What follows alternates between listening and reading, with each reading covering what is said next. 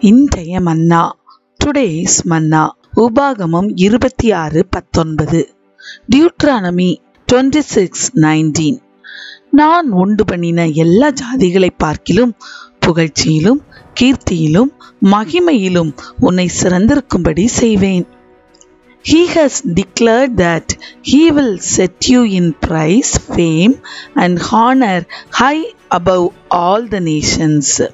யோசுவாவை எல்லா ஜனங்களுக்கு முன்பாக மேன்மைப்படுத்தி அவனை ஆசிர்வதித்த நம்முடைய தேவன், நான் உண்டு பண்ணின எல்லா ஜாதிகளை பார்க்கிலும் புகழ்ச்சியிலும் கீர்த்தியிலும் மகிமையிலும் உன்னை சிறந்திருக்கும்படி செய்வேன் என்று இன்று உனக்கும் வாக்கு கொடுக்கிறார்.